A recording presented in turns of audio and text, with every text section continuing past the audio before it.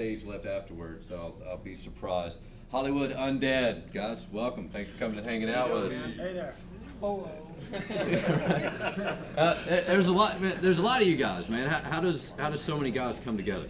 I mean, we all grew up together. Okay. We've all been like a bunch of different bands together, and yeah, we all just grew up, and we're in the same band now. Well, I used to follow Johnny Three Tears band around back in the day. He was just Three Tears.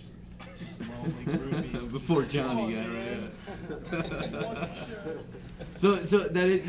So just kind of separate bands, and rather than splitting up and doing different projects, just kind of decide to bring it all together, see what you can kind of We collaborate. did different projects for a while, but it all culminated into this at the end of it all, into this band. All right, now I was reading too. You guys been around for like a few years now. 2005. I got Cali. What part of Cali or all over? Hollywood. Hollywood. 818. Hey, I guess that's where the name comes from, right? Yeah. All right. So now with that, one of the things you've been around 3 years, I guess, working on the album. I mean, that's. No, it actually took us like a year, Okay. pretty much, to get the album finished, except for a couple songs. But yeah, it was just we were trying to get it released for a couple years after We it went was label made. hopping. Yeah. Okay. Yeah. Now, but we know that. Now, as far as one of the I guess when it gets down to it, one of the reasons for your success or your exposure, whenever you see kind of look at the bio and stuff like that, internet was the way that you guys, I guess, really, other than the following in California and kind of doing the shows around, but to really for the exposure, internet and MySpace blew you guys up, and I guess it was kind of the doorstep for you in a lot of ways. Yeah, definitely. I mean, it helped us out a lot. We used it like any other band would, I guess. But I mean, I'd like to say like any band can put their music up on the internet, and if it doesn't get big, it's not because the internet, it's because Right, of the band. yeah. So I mean, our band was obviously there, and we were doing well. But the cool thing is, we can come to a place like this or Des Moines, Iowa, and we actually have a following without touring and having to go through there 5 times beforehand. They've heard of us and they know the music, which is the coolest thing about it. Now, I guess one of the first, I may be reading wrong, you can correct me if I'm wrong, but one of the first big shows was was it the Virgin Music Festival? Was that it? I mean, Yeah. Virgin so, Mobile Fest. so was that the first, I mean, obviously the biggest crowd you had played to date at that time? No, we only had like 2. Oh, the first show. Yeah, Oh, the that first was show our first altogether. Yeah. Oh, no kidding. Oh, what a way to debut it. I mean, so when you got done with the first show in front of a crowd that big, did you walk out and go, like, holy hell, what? We what would have hung out with Lil Wayne's posse. Right. All right. Now I gotta ask about this, man. The origin of the hockey mask, man. The mask on stage. How did that come about? It started out because our singer Deuce, he's a half human, half rare breed of dragon. When he sings, he spits out fire and kept burning our mustaches off. So we just had to get facial on Mustaches. I love mustaches. An alien from another planet. That's great. All right. So now again, we're hanging out with Hollywood Undead. I'm still tripping off the half dragon, man. I need to break out the 20-sided die or something. D&D taken to a new He level. lights magic cards on fire. Right.